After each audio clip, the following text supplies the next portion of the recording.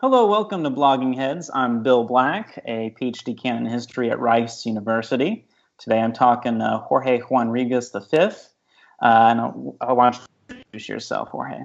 Yes, I'm Jorge Rodriguez V. I am a PhD student at Union Theological Seminary, focusing in the field of modern religious history.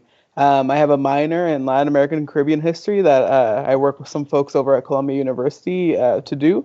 But in essence, my field is history of religion, and I do some social theory on the side. So. Okay. I know you get asked this a lot, but I wonder if you could elaborate a bit on what it means to study history at a seminary rather than at a traditional history department. Yes. Go ahead. Yeah, so I take classes here at Union, and I also take classes at Columbia. And I always laugh because at Union I'm the historian, and at Columbia I'm the religion person. Yeah. And so at Columbia it's always in the Department of History. So methodologically, I feel that there isn't really all that much that distinguishes me from my colleagues at Columbia. I mean, I took my method courses at Columbia. Mm-hmm. So I'm doing historiographies, I'm doing archival work, I'm asking questions about primary sources and secondary sources. I'm doing, my work in multiple languages. I do think that what shifts being in a seminary, and this is one of the reasons I wanted to go explicitly to a seminary to do a PhD in history, is that there is an approach to what religion is, in my view, that is ever so slightly different. Namely, that here at Union, I'm surrounded by people who believe that people believe, and that affects how they approach the questions they ask. So religion is not an abstraction. It's not this objective thing we study as objective observers, as is viewed in some method. It's not something that's antagonistic, that people are antagonistic towards. It's rather the lived reality that people experience on a daily basis. And so for me, being at a seminary surrounded by folks who are training to be clergy, or training to be faith-based organizers, or chaplains, or who already are all those things, A, and B, who are interreligious in many respects. So I have classmates. It's definitely historically a Christian seminary. That's not to be mistaken, but I have colleagues who are Hindu, and colleagues who are Muslim, and colleagues who are Santedo practitioners. And so those commitments that they bring into the classroom, both as students that I'm a teaching fellow for, as well as colleagues that I'm, sitting and talking and discussing with, those commitments, in my view, actively shape how I approach the question of history. So, for example, in some of the work I do around missionaries, people think that, because I study missionary history, that I want to be a missionary.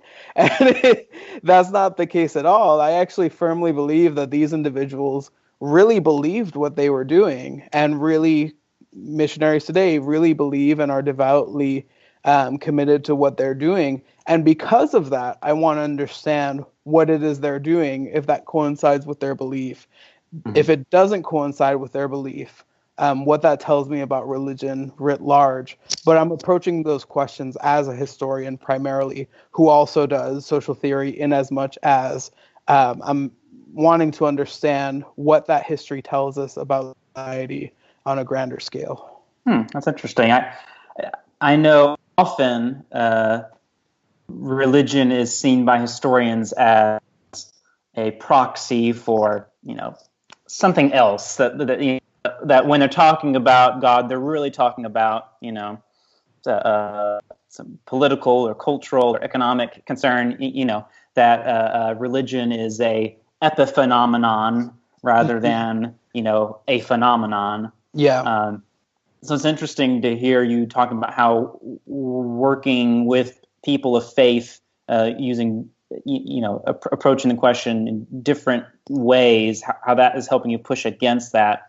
I wonder if you could, I know that you went to Tanzania recently. Yeah. And I wonder, well, first of all, I wonder what you were doing there. But Yeah. I also saw you were tweeting a bit about how your experiences there were helping you understand how you could sort of decolonize the study of religion. I think sort of using this approach you're talking about. Yeah. Yeah. Yeah. So no, I would love that. So my partner is a teacher, and for several consecutive years, my partner went to Tanzania to teach at an all-girls school for a period of time each time. And the last class of girls that she recruited for this school was graduating.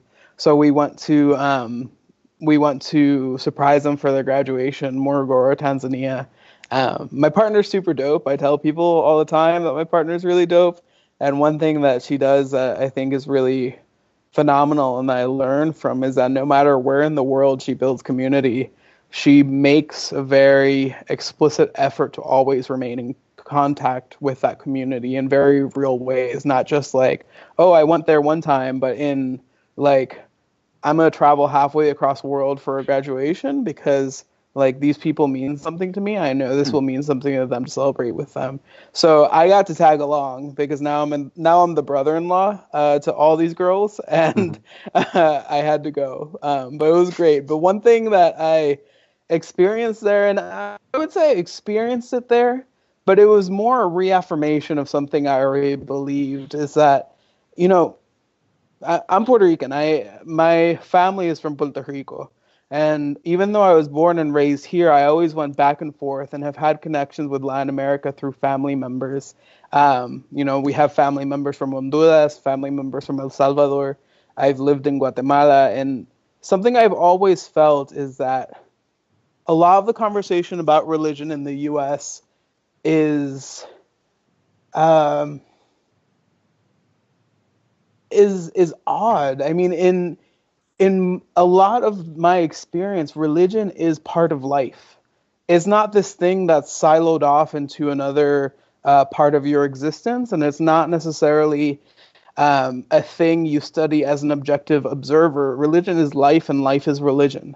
And so when I was in Tanzania, I had this conversation with an individual whose name is Mr. Masood, and Mr. Masood is a teacher, was a teacher of Kiswahili. Now he's on to other things. But we were having a conversation and really, trying to learn from each other and engage each other. One thing I experienced all the time in Tanzania was that folks hadn't necessarily met someone from the Caribbean. So explaining what it meant to be U.S. American, but not at the same time, and also trying to understand what does it mean for like Mr. Masood to be Tanzanian, like what did that mean? And in that conversation, we talked a little bit about religion. And I asked him, one thing I observed in Morogoro was that you had in schools, for example, Muslim children and Christian children, as well as practitioners of various indigenous faiths, all being together and supporting each other religiously, respecting each other religiously, and living with one another. I asked Mr. Masood why he thinks this is, that this coexistence can exist in the way it can. And he said something to the effect that, in Tanzania, Islam came through Arab colonization, Christianity through European colonizations. And while practicing those faiths, many people continued practicing their indigenous religions. But the lack of conflict that I was observing in this very particular part of Tanzania, I don't want to make a blanket statement for, an entire country. That's not my country. But what he said was that, an important thing to consider is that here, what is central, or there, what is central, is how people live. And what he was saying is that life is the locus, what we would call in theology, the locus theologicus. In other words, what is that central thing upon which everything hinges? It's not doctrine, as it might be in some places. It's not understanding of the Bible as an interpretation of the Bible as it might be in other places. It's literally life. How do you live with someone who is next to you? How are your practices lived out? And that being the centrality makes it so that religion is central to life and life is central to religion. So it's not separate spheres. Correct. You know, where it's like this is something that you do on Sunday and maybe Correct. Wednesday night and yeah. And so that's something that, I mean, I've always sensed in the U.S. this centrality on you know, I used to be back in the day part of white evangelical circles, and the centrality on like biblical interpretation. And I'm like, cool, but how people interpret Paul doesn't necessarily mean that they're going to live in a certain way. You know, it might, but it might not.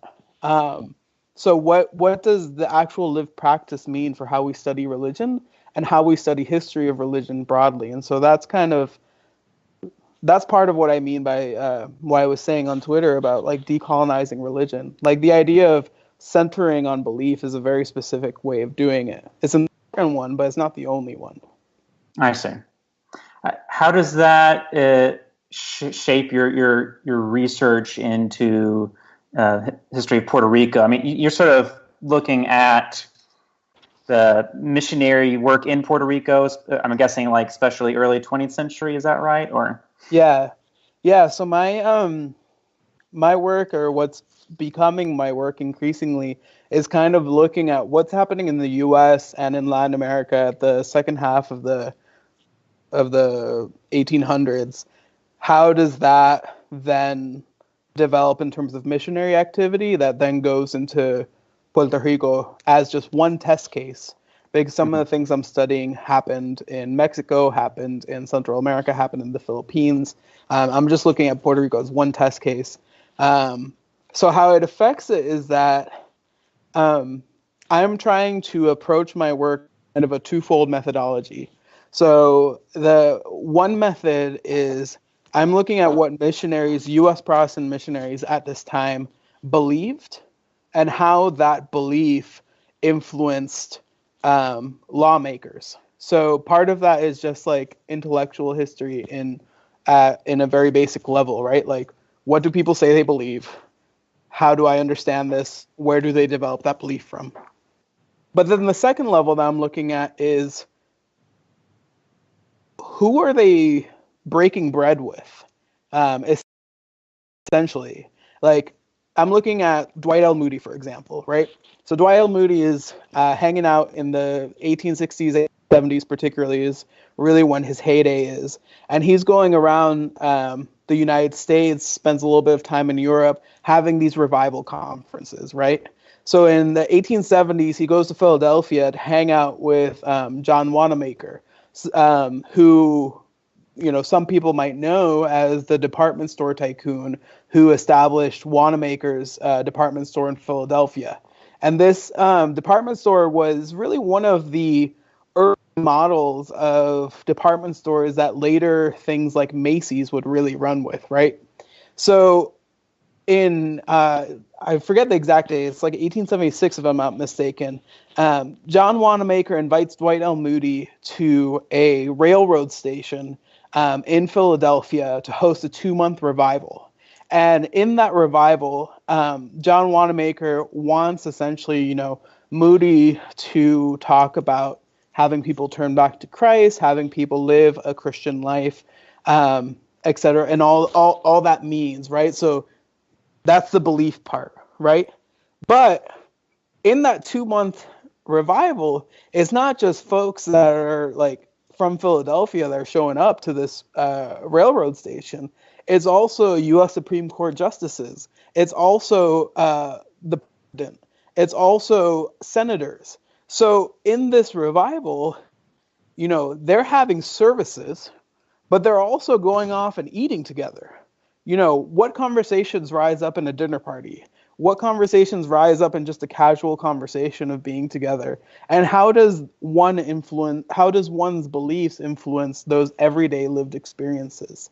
So I'm interested in that in part because what I'm seeing is that there's in the historiography there's kind of a this weird riff that I think is part of the conversation we're having about how religion is approached Yeah. between political historians that see this period and what would become the U.S. becoming a global empire, particularly at the turn of the 1900s.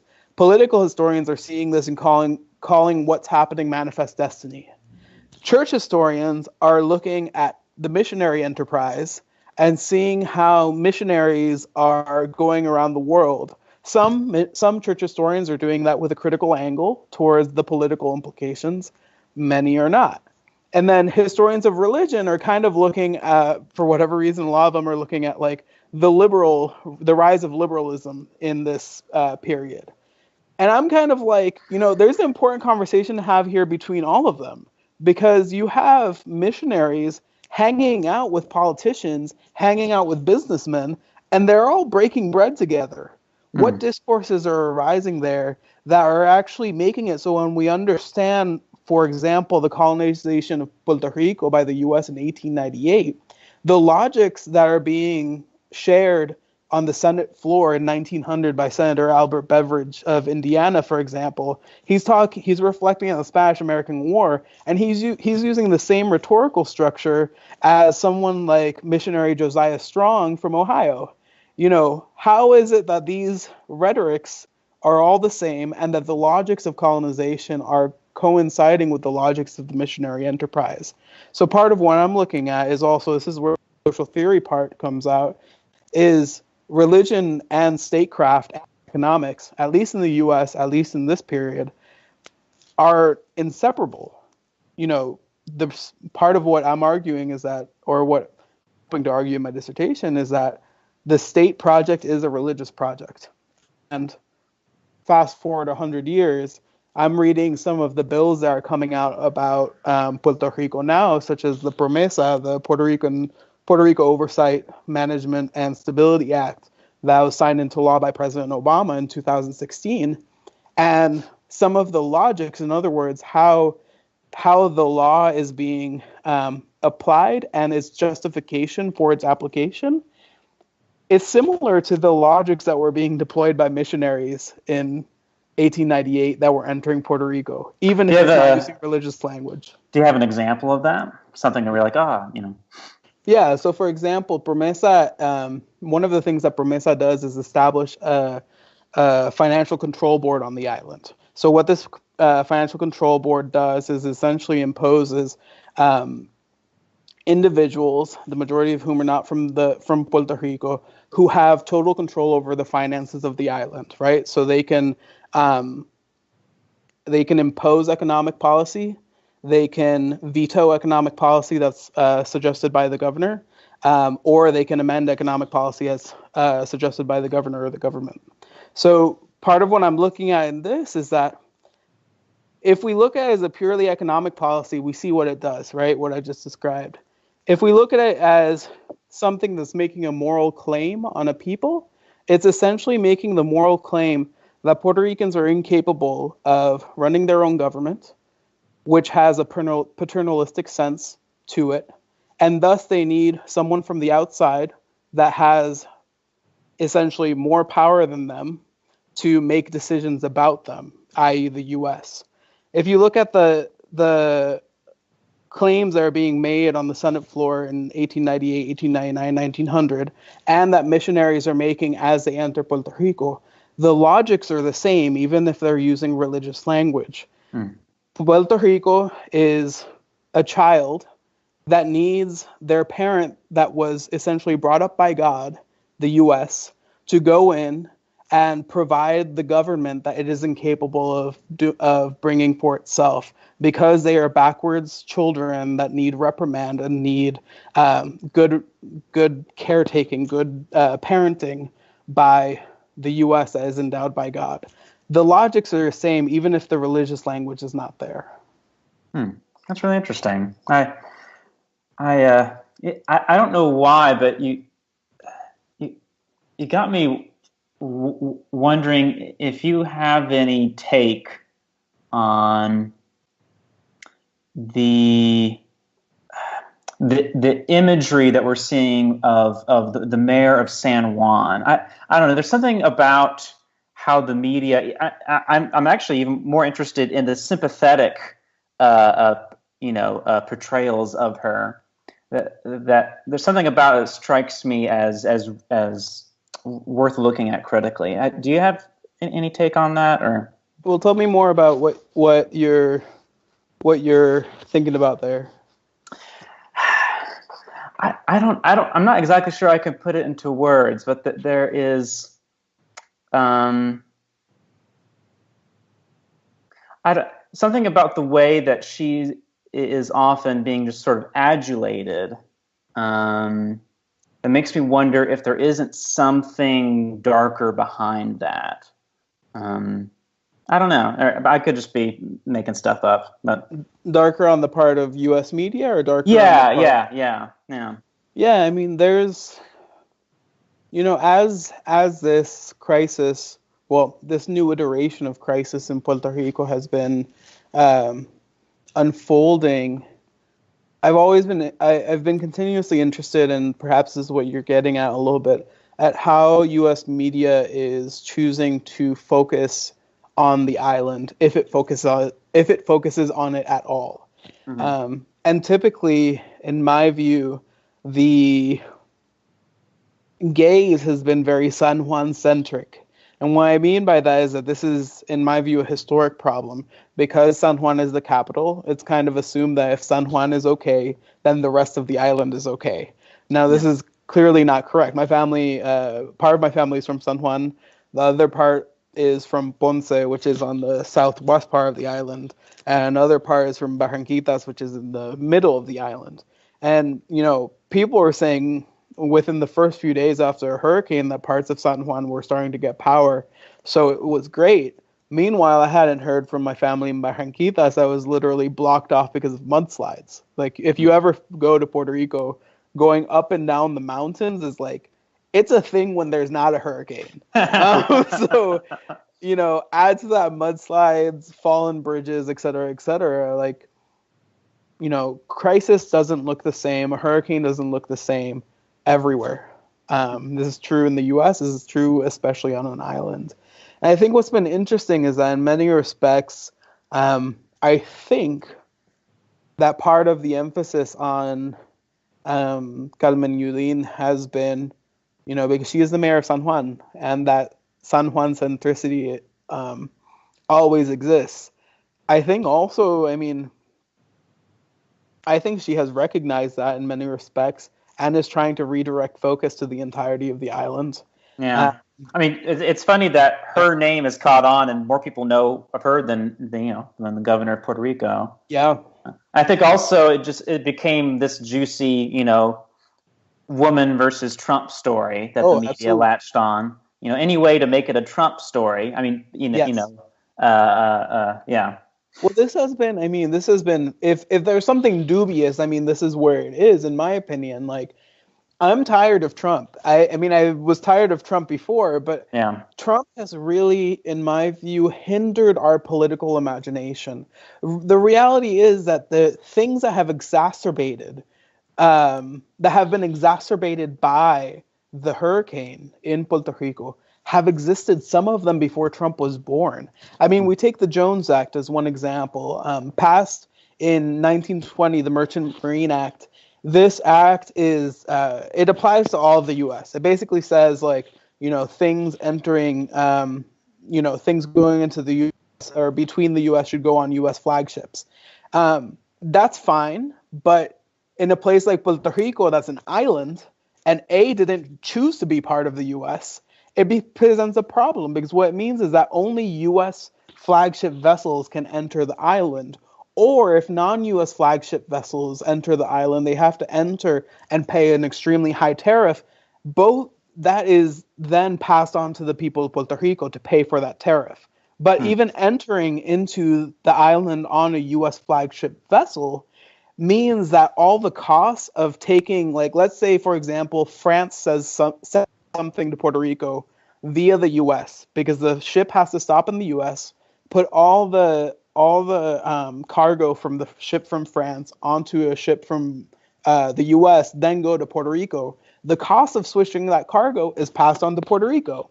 And so in a humanitarian crisis like a hurricane, what this also means is that aid from other countries cannot necessarily enter Puerto Rico on ships if it's not first approved by the U.S. government. So we already have examples of Venezuela, Cuba, and Mexico wanting to send aid to Puerto Rico and ships being stopped before entering Puerto Rico because they weren't approved by U.S. On U.S. flagships and not approved by the U.S. to enter the island.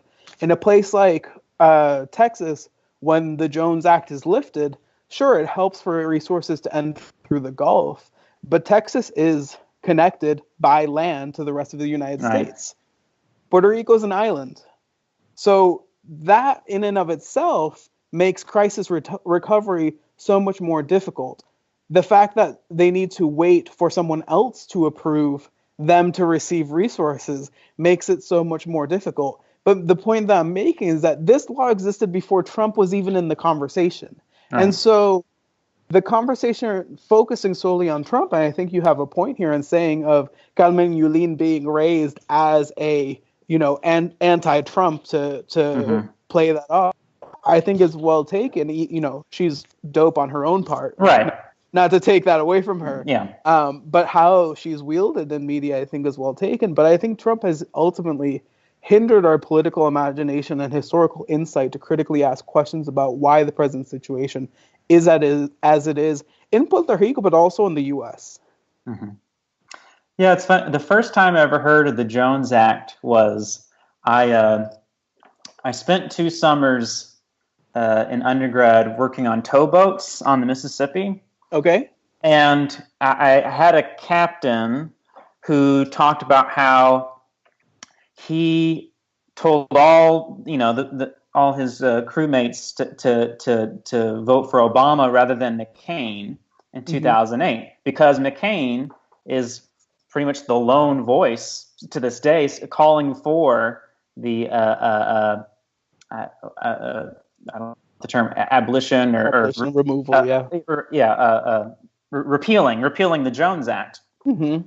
And the captain's logic was that if the Jones Act was repealed, then you would have more cheaply made boats on the river that were, manned by people with green cards rather than U.S. citizens, and this would end up putting out of business. So it was strange to hear that logic from him.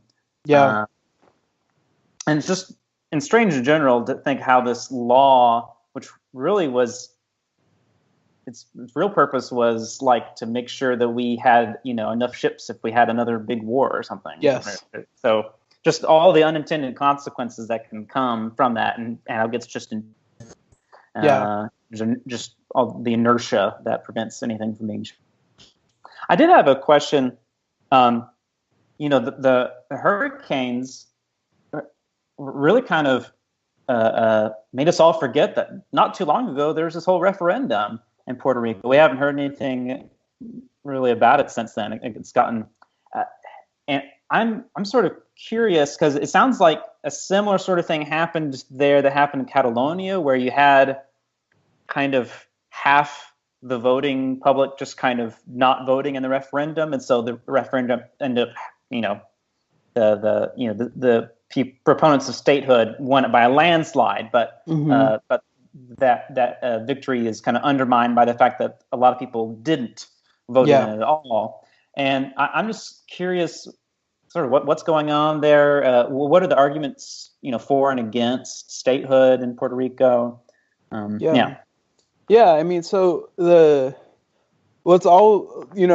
funny. When I was growing up, I was always told that Puerto Ricans had 3 sports they loved. One was volleyball, one was baseball, and one was politics. And so part of where that stems from is really the centrality of the question of status that has been, it's been a question even before the U.S. showed up, right? So like when we have several movements for independence in Puerto Rico from Spain, like independence from Spain, before the U.S. even showed up. So the most recent plebiscite, I wrote an article and I titled it that the most compelling vote in the plebiscite was abstention.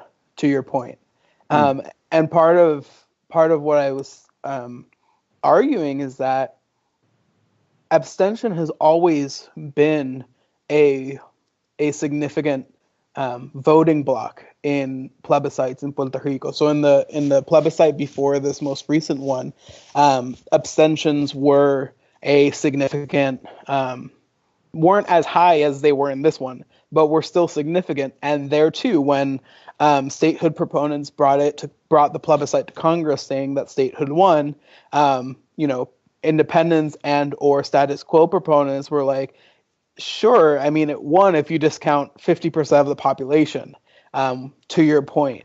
I think that the question of status is extremely complicated, and I think is more complicated sometimes than, in my own opinion, than some folks want to hold it up for. Independence, in my view, is how Puerto Rico will attain self-determination.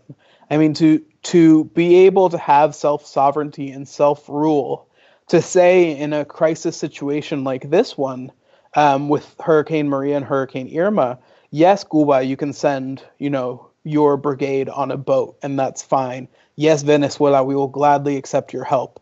To have the self-determination as a nation, to say that is extremely important and vital for growth. I mean, there's no surprise to me that the current governor, Ricardo Rosselló, even though he's a state proponent, if you heard him talk about why he was a statehood proponent, you'd think he was an anti-colonialist pro-independence.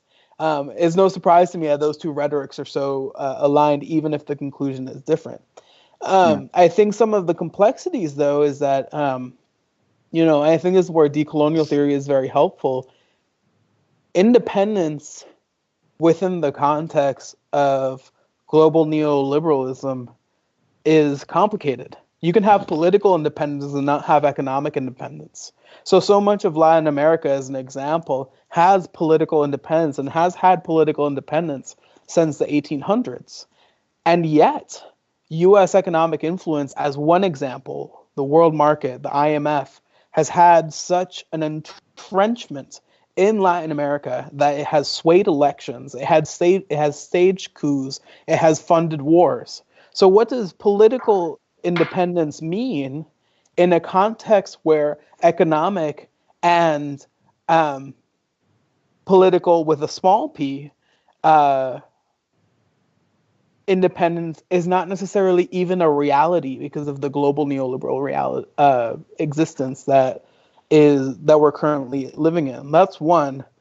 Another complexity is that there are more Puerto Ricans living in the United States than in Puerto Rico. And so the question of independence is also complicated by what do you do with all these folks that left because they had to?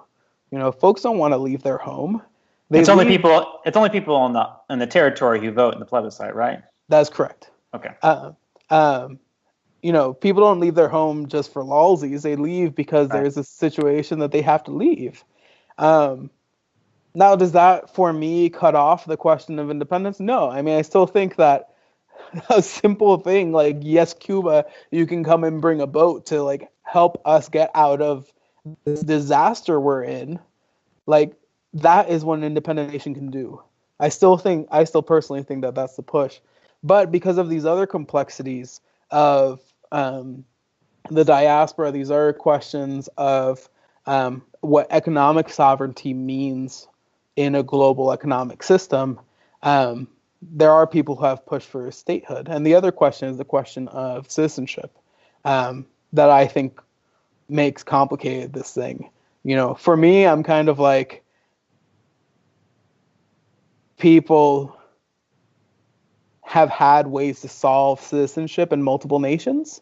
So I don't think that that's that big of a deal in some respects. You're saying the fear is that if Puerto Rico became independent, that the problem of whether people would be Puerto Rican citizens or U.S. citizens, is that what you're getting at? That Okay. always comes up in the debates. I don't think that I personally don't think that that's a huge thing. Dual citizenship is a thing for many countries. Mm-hmm. Slash, that's part of becoming a nation state, becoming an independent nation, is forming a national identity that has implications for citizenship. But all these things make it a complicated question. I used to be a little bit more gung-ho in my beliefs and independence, which I still hold very dearly and very strongly. But independence in the current political reality that we see as far as world politics goes is complicated. I mean, we see how the U.S. intervenes left and right in nations, and not just the U.S., but other large superpowers intervene left and right in geopolitical realities. What does political independence means when you have these superpowers wielding money, wielding power, wielding military, left and right, and influencing elections? It's a complicated question, and that's why I think the questions of abstention are so interesting, because in some ways the abstentions get at those complexities. People think, oh, people are abstaining because they're apathetic. No, people aren't apathetic. People are questioning what the plebiscite even means, because here's the other thing. Plebiscites don't mean jack in Puerto Rico. The Yeah. reality is that only the U.S. Congress can determine the status of Puerto Rico vis-a-vis the United States, vis-a-vis the rest of the world. That's what being an unincorporated territory means, that the U.S. Congress has the sole power to determine the status question. So what's the point of a plebiscite, in some respects, many argue, when we've had 5 plebiscites, they've all had different conclusions, and nothing has changed? Hmm. I suppose. Did you know that the Jones Act does not pertain to the U.S. Virgin Islands? I just learned that recently. Mm-hmm. That they're exempt from that. Do you know why that is, or what is, or at the very least, why Puerto Rico can't try and push for that deal? That would seem to at least mitigate some of the issues. Yeah. Not all, but Yeah. So I'm not. I don't have much expertise in the USVI as other colleagues do. I would highly suggest, I'm going to throw my plug in there. For folks who want more information on Puerto Rico, USVI, Guam, all of these territories are in this like kind of liminal space. Mm-hmm. Definitely check out the PR syllabus, the Puerto Rico syllabus. Okay. It was started by these dope scholars that really tried to bring together information on Puerto Rico's history, particularly related to debt. But all these questions that we're talking about here, there are resources for all of those on that syllabus. Is definitely designed for anyone to be able to enter, read some stuff, and like get a lot out of it. The question of the USVI, I honestly don't know enough about the USVI's history, because it's a parallel history that's intricately connected but distinct.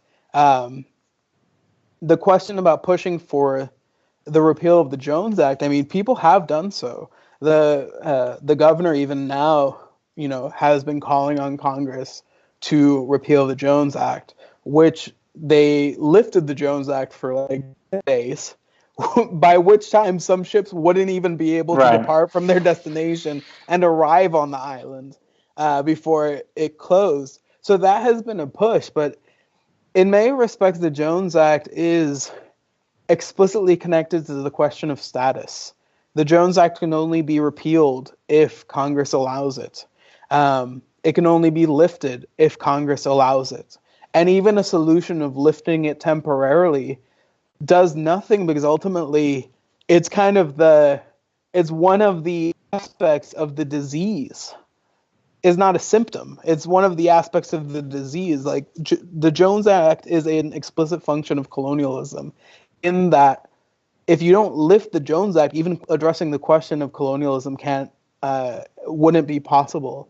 So in some respects, I wonder if so much reticence around, or so much hesitancy around talking about the Jones Act vis-a-vis Puerto Rico has to do with, you touch the Jones Act and you immediately touch the question of status. You immediately touch the question of colonialism, which implicates the U.S.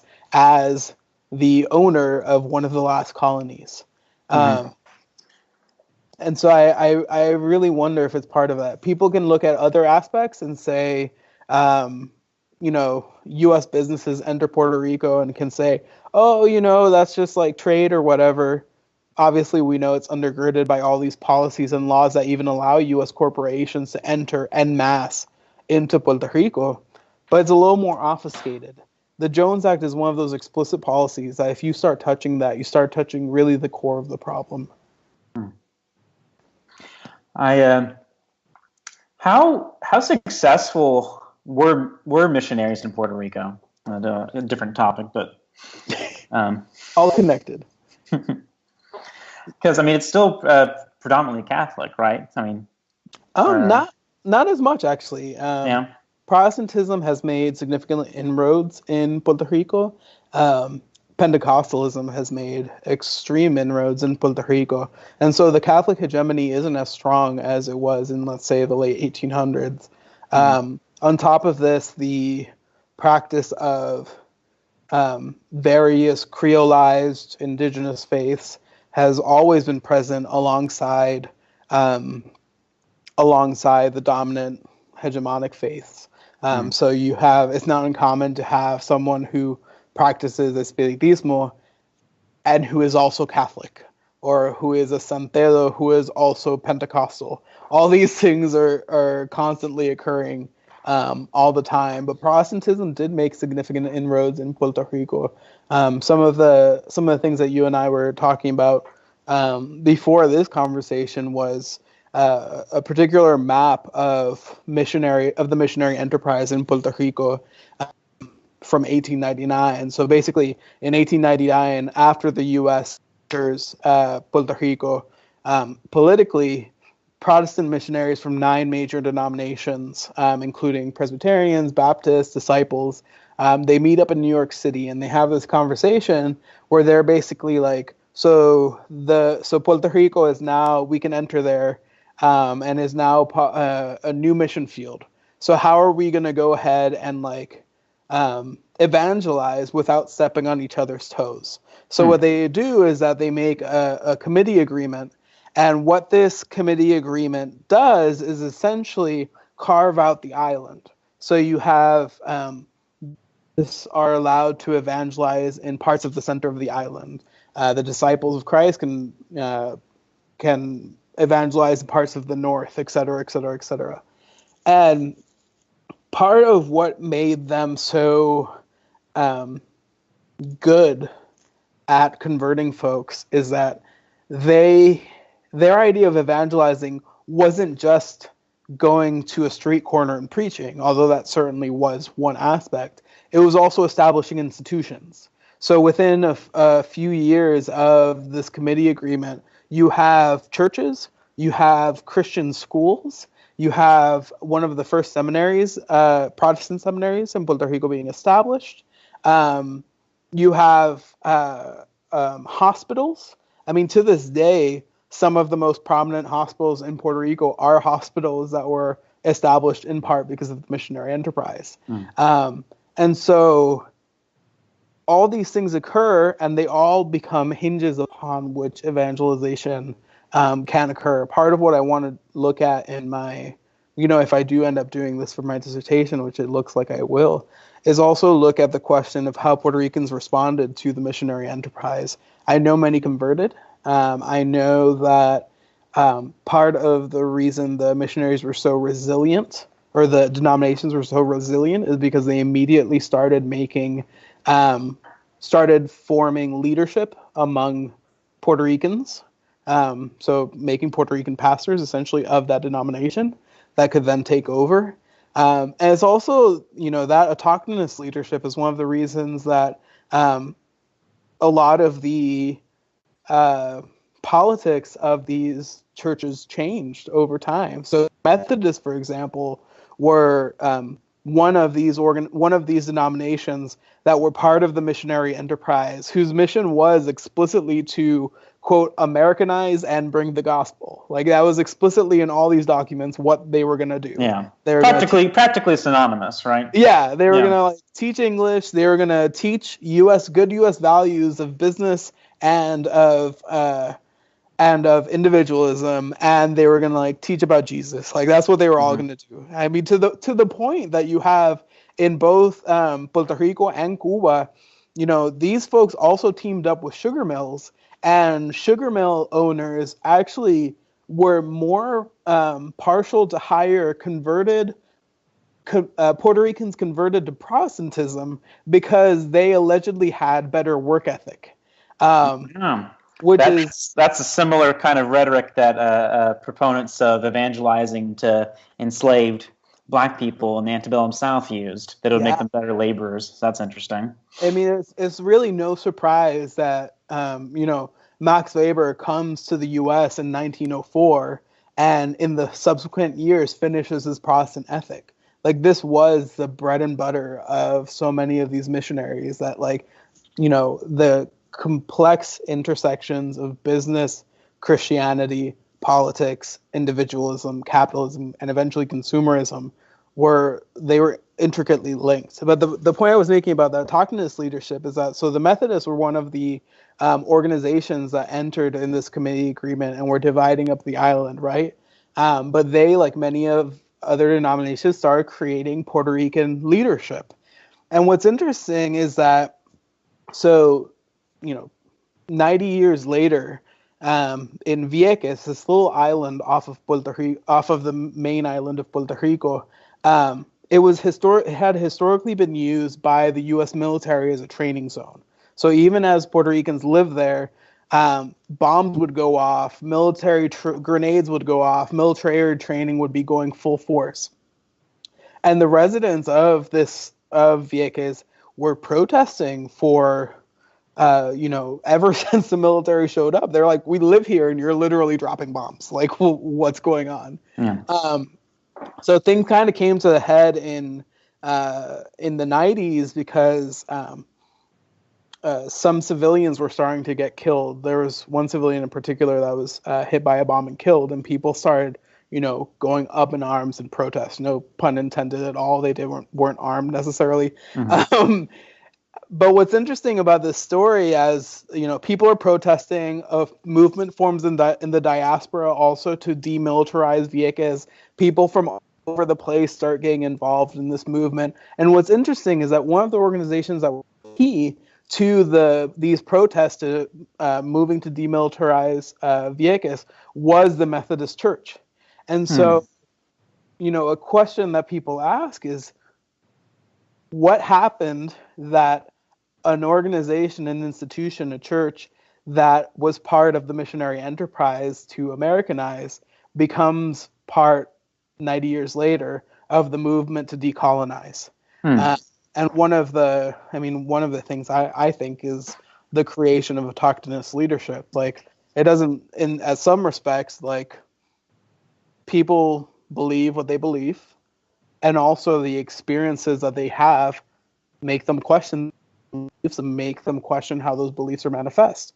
So it's interesting to see the kind of change in time of some of these churches.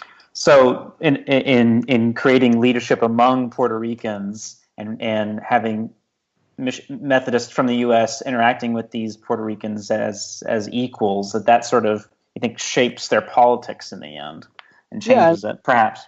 Yeah, I mean, I don't know if it's as equals, still, okay. I mean, even still today, there is paternalism.